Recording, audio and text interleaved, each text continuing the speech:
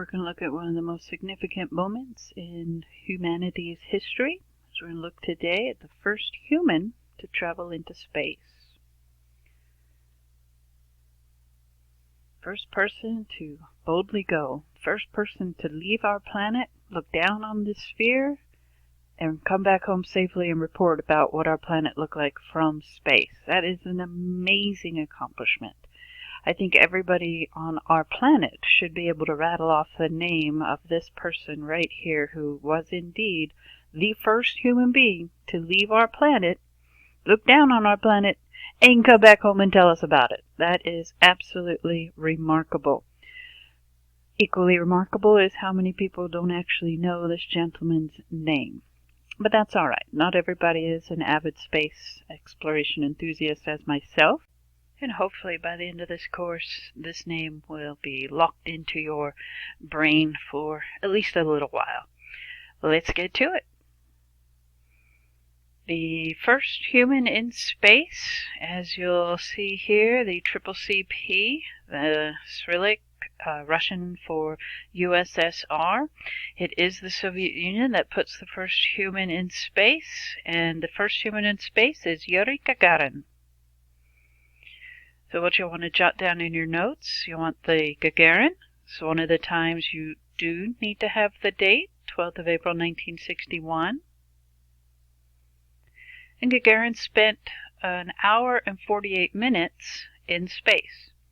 You don't need to write down the time, but when we move to look at the first U.S. astronauts in space, I'll make reference to the amount of time that Gagarin spent in space on that very, very, very significant date in humanity of 12th of April, 1961. So if you haven't already, on your Race for Space page, we are going to check the human spaceflight first for the Soviet Union. Take a moment to consider what it means to go to space in terms of how high above the Earth's sea level, the Earth, do you need to go to say that you have achieved traveling into space? The United States Air Force has the consideration of 50 miles. If you achieve 50 miles above sea level, then you are eligible to receive your United States Air Force astronaut wings.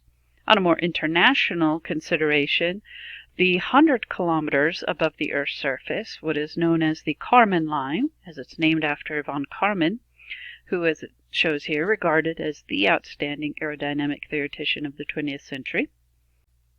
Flying above the Kármán line is what is considered to have traveled to space. And we'll be careful not to say outer space, because within the world of physics, there is this definition of the bounds of outer space has been achieved at 300 million miles. So definitely humanity has not achieved exploration by a person into the depths of outer space. But the Kármán line, 100 kilometers, you have traveled to space. You may see YouTube videos where people have attached objects to weather balloons, and for perspective, commercial aircraft travel at about 30,000 feet above the Earth. And weather balloons that have these attachments, often for military or scientific investigation of atmospheric conditions, but other people attach like Lego figures, mini robots with cameras that they have attached, and they will post the videos showing that they made something that traveled to space. And not to take away from their great accomplishments, certainly, but notice they are certainly nowhere near the Kármán line to distinguish saying that they've been to space. They have achieved great heights in the atmosphere. They just haven't had a space-flown object that they have made. This is a copy, or excuse me, this is the actual Vostok flight plan that is in display in the Smithsonian. Vostok is the name of the spacecraft, the vehicle, rocket that was used to take Gagarin into space in 1961. Here is the morning of the 12th of April, 1961, getting all geared up and medical checks to make sure he is ready for his major achievement in humanity. Riding the bus out to the launch site, And any mission, whether it be US, USSR, and now Russia space program, they are always going to have a prime crew. Of course, these are crews of one. You have a prime crew member, and you always have a backup member or backup crew. And this is just in case something should last minute happen that, Gagarin in this case would need to be switched out for a different crew member. He seems excited and raring to go to make history. He's climbing up to the gantry to get aboard the rocket. There's a figure showing you how the positioning was of Gagarin in the rocket nose cone. This is the capsule that we would refer to as Sputnik, as that is Russian for spacecraft. This is the capsule that he would be in, laying nearly completely on his back, parallel to the ground. Here's just a little expanded view of how Gagarin would have been situated in his craft. This is an image of him inside the craft. And you'll want to add Vostok to your notes as the name of this rocket that took Yuri Gagarin into space on 12th of April 1961. Vostok, the name of the rocket. These are some images of Yuri Gagarin from space in his Vostok, or now Sputnik, capsule craft. Meanwhile, back on the ground, we have the Mission Control Center in the Soviet Union, where the scientists could monitor, quite literally, the space travel of Gagarin. This might look like the gentleman playing foosball. I'm pretty sure he's not. Monitoring system and the screen is probably right there. Yuri Gagarin describes his experience. I was in a ball of fire as he is re-entering the Earth's atmosphere. And for his re-entry, he had a very different than expected return to Earth in that he was coming in quite safely. There's this window of opportunity. I don't mean a window there in the atmosphere that pops open that your craft will travel through.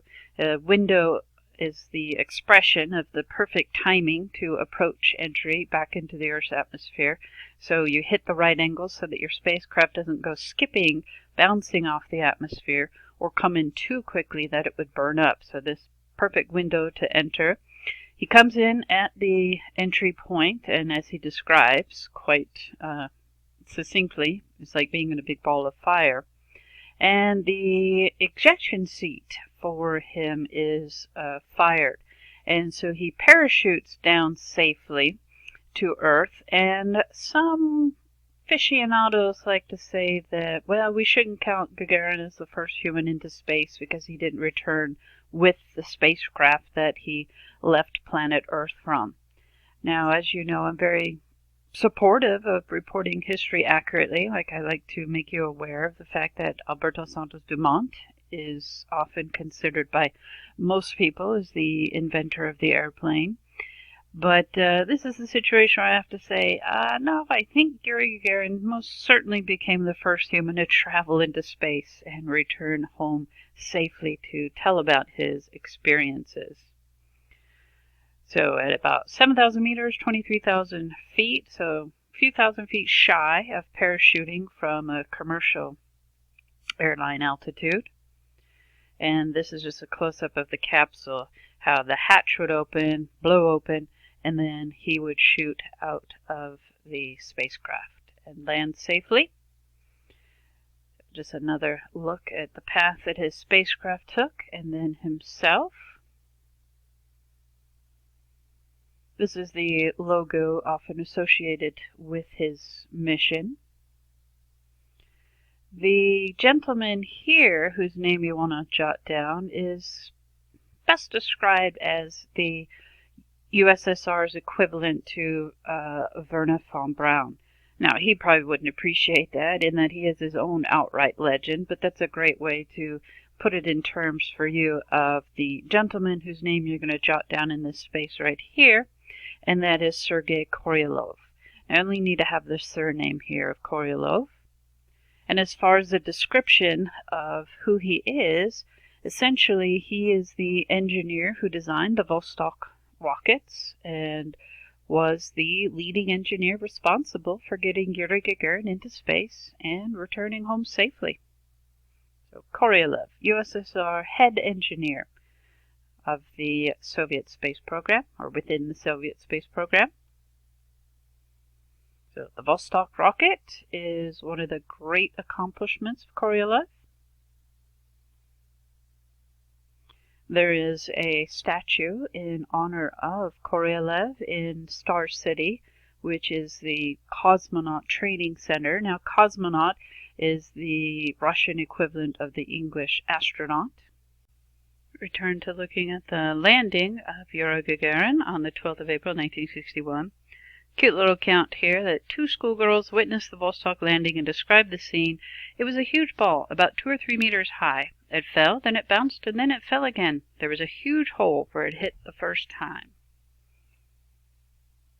When Yuri Gagarin had first landed his capsule on Earth, a woman ran to his landing site and asked him if he had come from outer space, to which he responded, "As a matter of fact, I have." I'd love to know what she responded after that. There is this marker on the site of Yuri Gagarin's landing on the 12th of April, 1961. It's not a very flashy monument or plaque because the site where the Soviet spacecraft land is very remote and quite desolate. It's not a place that people are going to travel to pay homage to. This is where the first spacecraft to carry a human to space landed. This is an image from that day. This is the capsule in a museum in now Russia, and a mock-up of Yuri Gagarin in how he would have been seated. There's this great interactive website that allows you to pan around and look at the inside of his capsule. This is essentially, my friends, his GPS, his tracking system. We have only put a few satellites in orbit, Sputnik, Vanguard, Explorer, and so we don't have a global positioning system in place yet. So this is essentially a synchronized globe showing where you are in perspective to the Earth below you. So very primitive by our 21st century standards GPS. And at this panoramic site I'll take you to, this is the cockpit that he was situated in. Get that loading up here.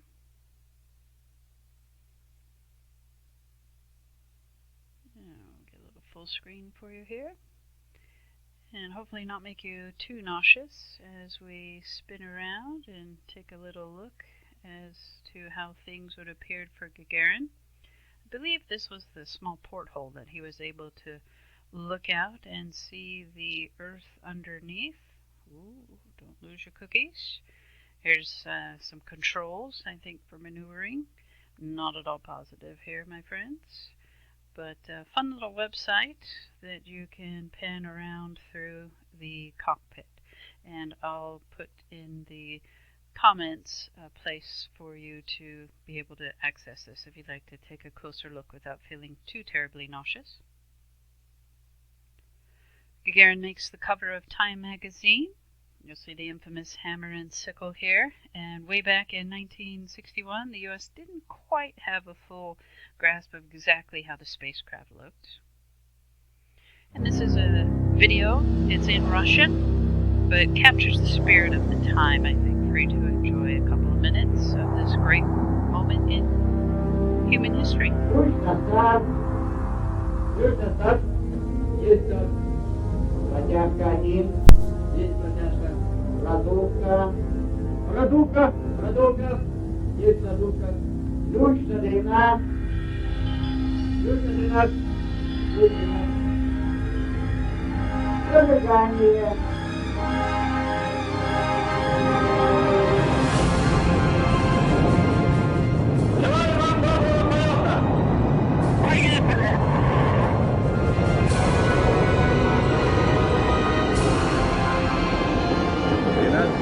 Апреля 1961 года в Советском Союзе выведен на орбиту вокруг Земли Первый в мире космический корабль-спутник «Восток» с человеком на борту.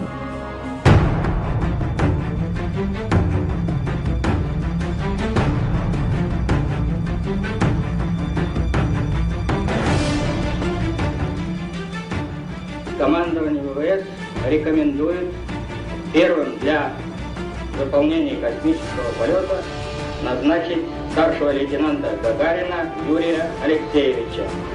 Разрешите, товарищи, мне заверить наше советское правительство, нашу коммунистическую партию и весь советский народ в том, что я с честью оправдаю доверенное мне задание, провожу первую дорогу в космос.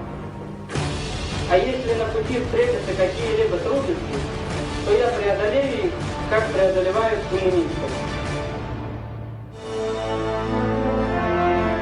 Космонавтом товарищем Гагарином установлена и поддерживается двухсторонняя радиосвязь. Период выведения корабля-спутника «Восток» на орбиту космонавт товарищ Гагарин перенес удовлетворительно. И в настоящее время чувствует себя хорошо.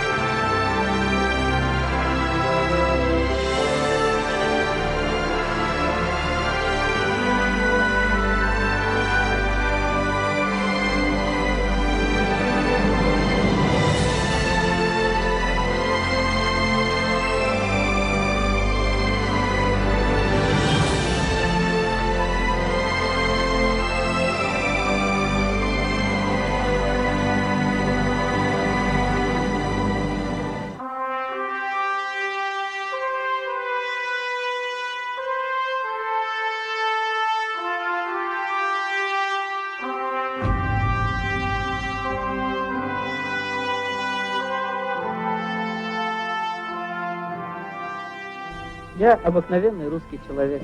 Каких у нас в Союзе очень много. Такой же, как десятки и сотни тысяч советских юношей и девушек.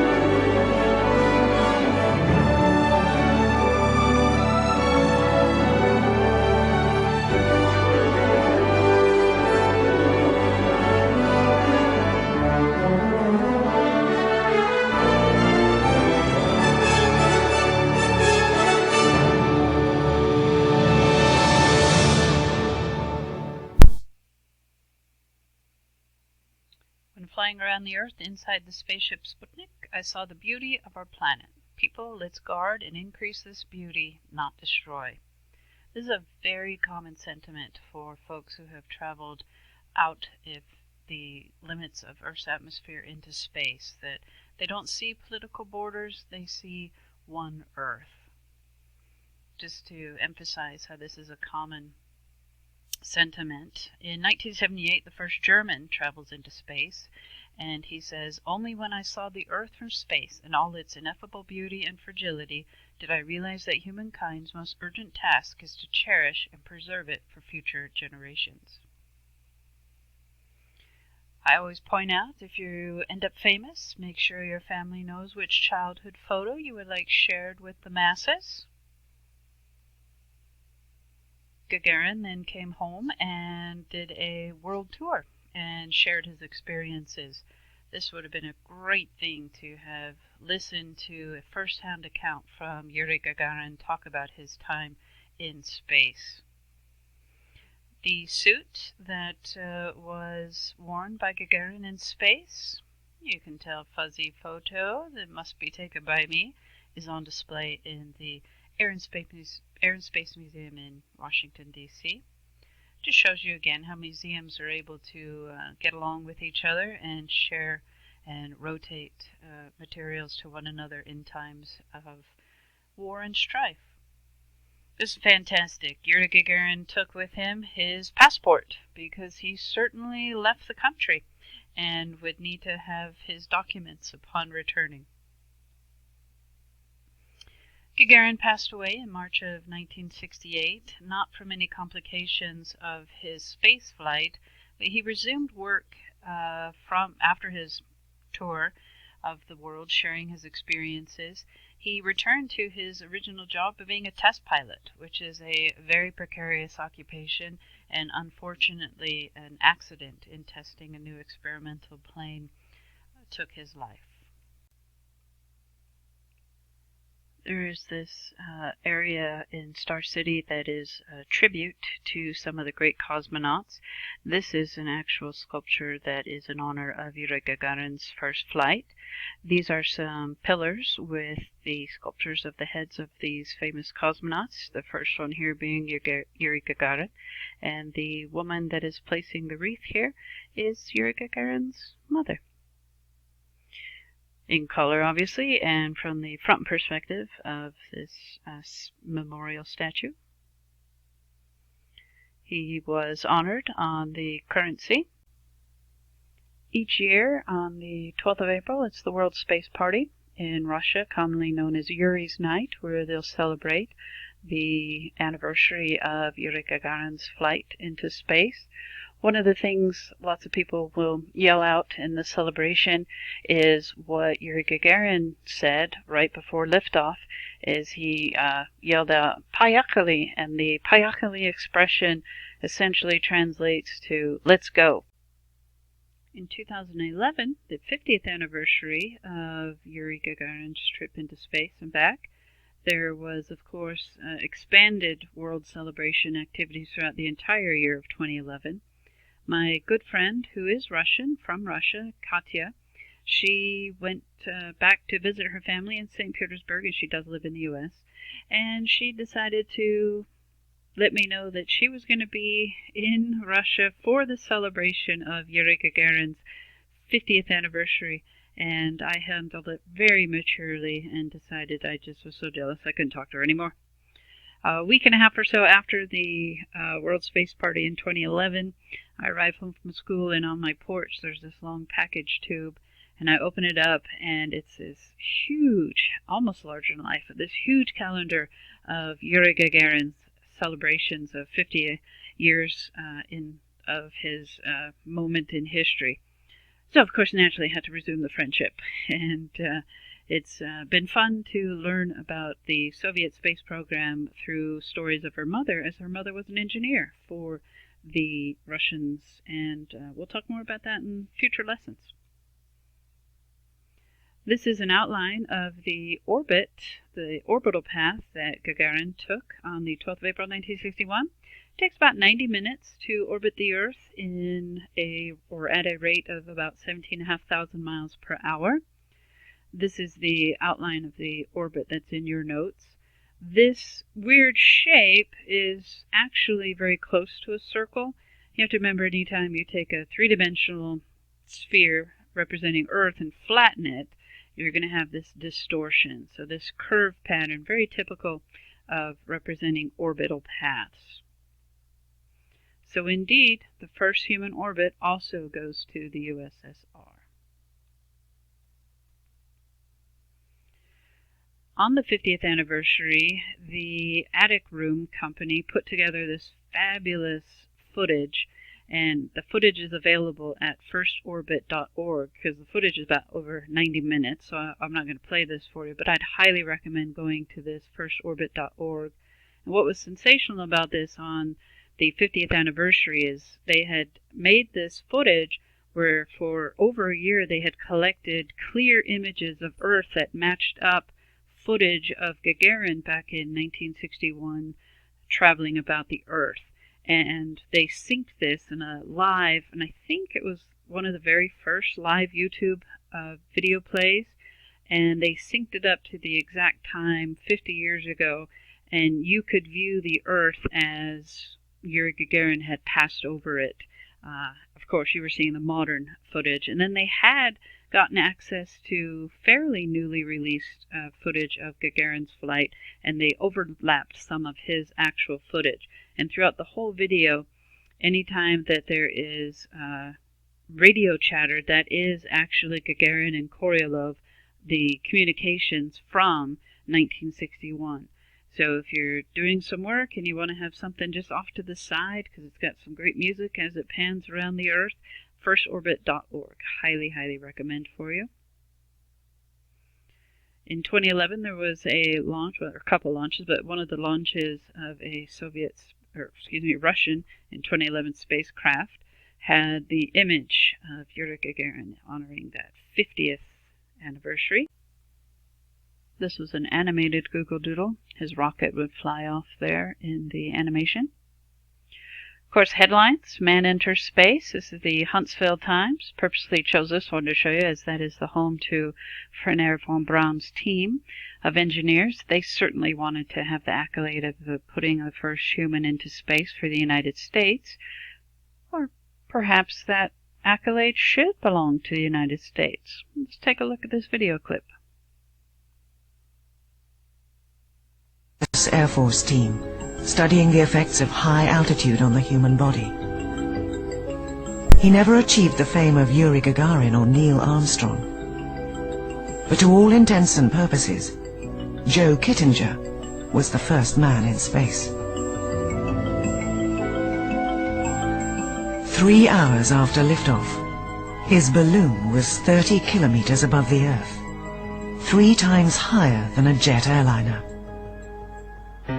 And then, carrying a film camera, Kittinger did something amazing. He jumped.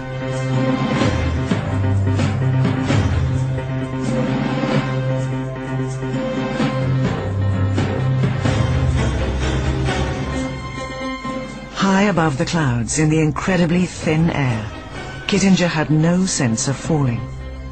He had to look back up at the receding balloon. But he was actually accelerating to 990 kilometers per hour. Only after decelerating in the thicker air lower down did he open his parachute. Kittinger was the first man to reach the speed of sound without an aircraft. Definitely a brazy person who's both brave and crazy. So Kittinger, an absolute remarkable feat. What we want to recognize here is, did Kittinger pass the Kármán line to be considered someone who traveled into space? Kittinger dropped from his craft, weather balloon, he dropped from about 19 miles above the Earth's sea level. So he's up here in this area of the near weather balloon heights, and as said, higher than commercial aircraft, certainly not a height from which I'd want to parachute from. But Kittinger was a far cry from going to space. So even though in his Air Force group that they were, getting data, what's it like to travel so high, what's the effect on the human body to be weightless, falling towards Earth, he is not considered the first human in space. The first human in space is definitely Yuri Gagarin. And this is the line in which Gagarin actually traveled to, in perspective for you. But let's not take anything away from this astonishing achievement by Kittinger. That's just insane, looking down and see those clouds you're about to fall through.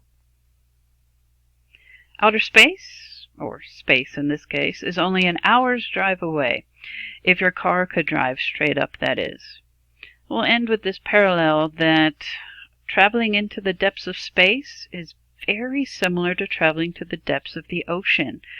Comparable in how you need to have a pressurized suit, kind of its own spacecraft to travel and explore, and the perils and the dangers are very similar.